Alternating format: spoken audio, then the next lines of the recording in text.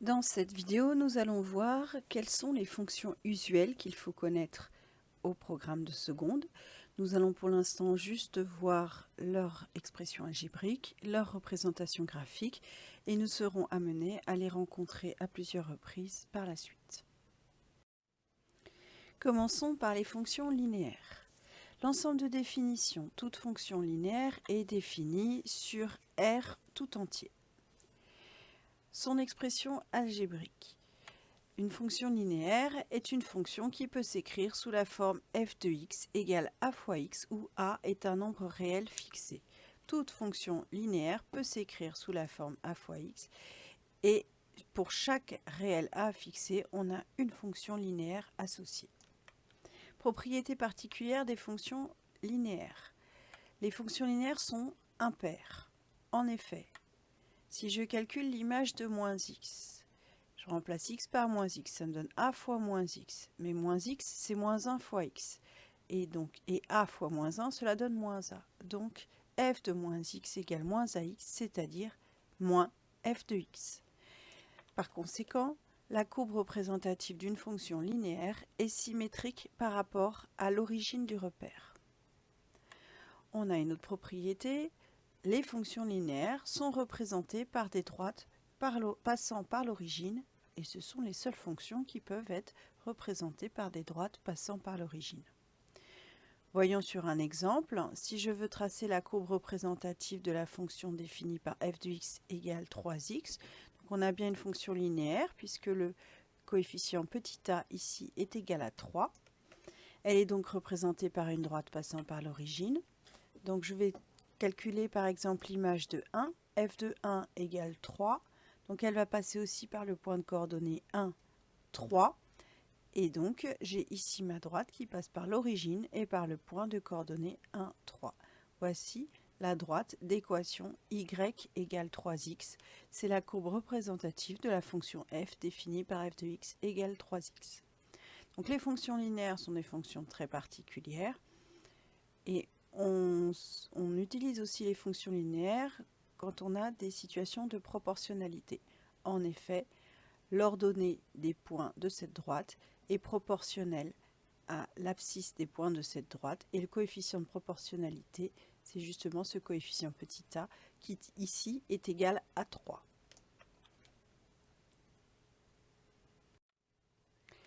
À présent, voyons les fonctions affines.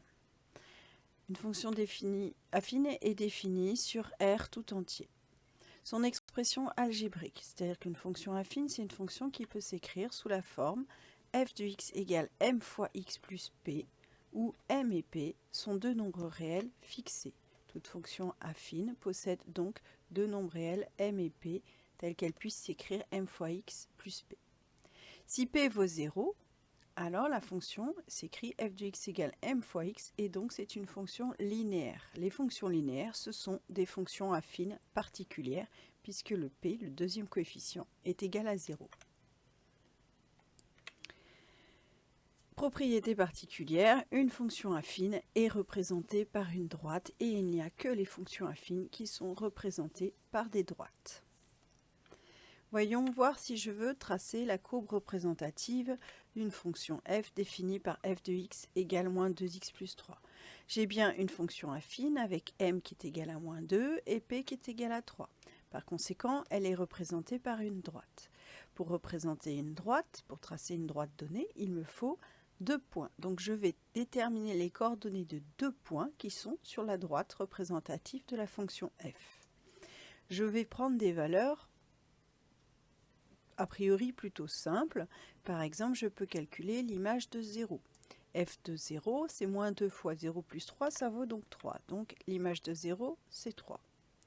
Je vais calculer l'image d'un autre nombre réel, par exemple 2. f de 2, c'est moins 2 fois 2, c'est-à-dire moins 4 plus 3, ce qui vaut moins 1. J'en déduis que la droite représentative de cette fonction f passe par les points de coordonnées 0, 3 et 2, moins 1, puisque f de 0 égale 3 et f de 2 égale moins 1. Je trace la droite avec mes deux points, coordonnées 0, 3 et 2, moins 1. Voici la droite d'équation y égale moins 2x plus 3. C'est-à-dire que tous les points qui sont sur cette droite, on peut calculer leur ordonnée en multipliant l'abscisse par moins 2 et en y ajoutant 3. La fonction carré.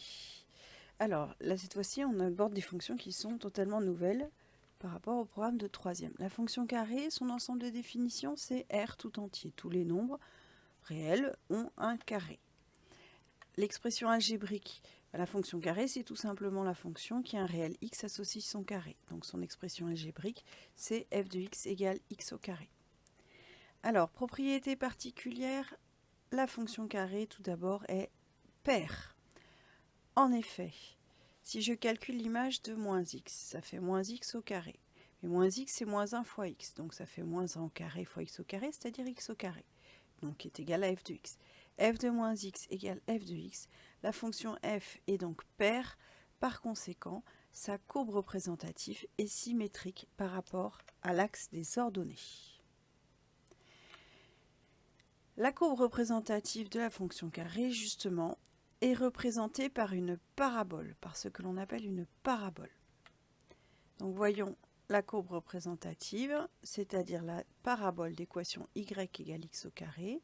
Donc c'est comme la parabole qui sert à capter les ondes télé ou les radars. Elle a la même forme. C'est une courbe mathématique qui a de nombreuses particularités. Elle est symétrique par rapport à l'axe des ordonnées, comme vous pouvez le voir. Et bien sûr, ce n'est pas une droite puisque ce n'est pas une fonction affine, pour la bonne raison qu'ici on a un carré. Nous avons ensuite la fonction cube, qui est définie sur R tout entier, qui a un nombre réel x associe son cube, c'est-à-dire x puissance 3. Donc l'expression algébrique, c'est f de x égale x puissance 3. Propriété particulière, la fonction cube est impaire. En effet, si je calcule l'image de moins x, j'obtiens moins x puissance 3, c'est-à-dire moins 1 puissance 3 fois x puissance 3. 3 est un nombre impair. Moins 1 au cube, ça va être égal à moins 1. Donc ça va faire moins x puissance 3, ce qui est égal à moins f de x. Par conséquent, la courbe est symétrique par rapport à l'origine du repère. Et donc la courbe représentative de la fonction cube, qu'il faut connaître par cœur, ressemble à ceci. Donc on a une courbe ici qui ressemble à une branche de parabole, mais elle est quand même plus pentue, entre guillemets. Et on a ici un centre de symétrie, puisque la fonction est impaire.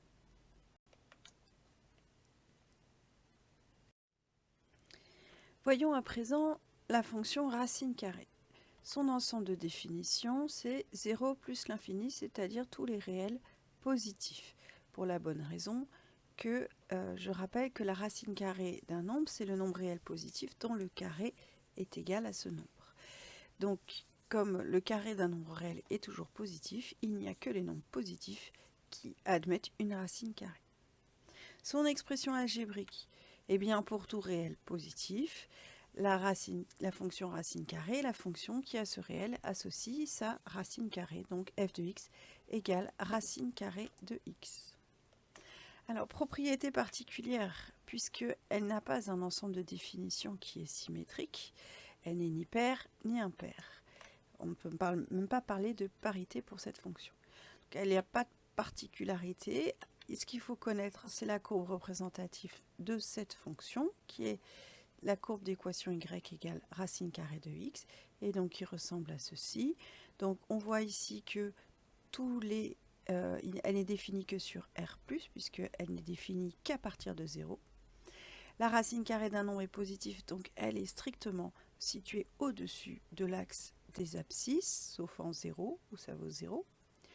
Et elle a cette petite particularité, en 0, d'avoir une tangente verticale, c'est-à-dire qu'elle commence à partir très fort, et puis après, petit à petit, elle croît moins rapidement. Nous reverrons cela plus tard. Et enfin, la dernière fonction qu'il faut connaître par cœur est la fonction inverse. Alors la fonction inverse, son ensemble de définition, c'est ce que l'on appelle R étoile. R étoile, c'est-à-dire que en fait, c'est tous les réels sauf 0. Donc c'est de moins l'infini à 0, 0 exclu, union 0 exclu plus l'infini. Donc on doit contourner le 0. La fonction inverse, comme son nom l'indique, c'est la fonction qui à tout réel non nul associe son inverse, c'est-à-dire 1 sur x. Pourquoi à tout réel non nul? Puisque 1 sur 0 n'est pas défini, donc il n'y a que le nombre 0 qui n'admet pas d'inverse. Donc cette fonction, il y a un trou dans son ensemble de définition. Ça veut dire qu'au niveau de 0, il n'y aura pas d'image. Alors, propriété particulière, la fonction inverse est impaire. On remarque que son ensemble de définition est symétrique. Et si je calcule f de moins x, c'est 1 sur moins x, c'est-à-dire la même chose que moins 1 sur x, qui est égal à moins f de x. Donc la fonction impaire a une courbe qui est symétrique par rapport à l'origine du repère. On dit que la fonction inverse est représentée par une hyperbole. Donc le nom de la courbe représentative de la fonction inverse est une hyperbole. Donc on va voir à quoi ça ressemble. On a dit que la fonction était impaire, par conséquent la courbe représentative est symétrique par rapport à l'origine du repère. Vous voyez qu'en 0, il n'y a pas d'image. Alors là, je n'ai fait qu'un morceau de la courbe, bien sûr, représentative. Ce qui se passe, c'est qu'ici, la courbe va se rapprocher infiniment près de l'axe des ordonnées, de ce côté-là et de ce côté-là, sans jamais l'atteindre. On va dire que l'axe des ordonnées est une asymptote. Idem, ici, la courbe va se rapprocher quand x va se rapprocher de plus l'infini, c'est-à-dire quand x va devenir très très grand. La courbe va se rapprocher de l'axe des abscisses de plus en plus près, sans jamais l'atteindre. Il n'y a pas de nombre dont l'inverse est égal à 0, et 0 n'a pas d'inverse. Puisque pour avoir une fraction égale à 0, il faut que le numérateur soit égal à 0. Idem, quand x se rapproche de moins l'infini, quand il prend des valeurs négatives infiniment grandes, la courbe va se rapprocher de l'axe des abscisses sans jamais l'atteindre. Donc on dit que l'axe des abscisses est une asymptote à la courbe représentative de la fonction inverse.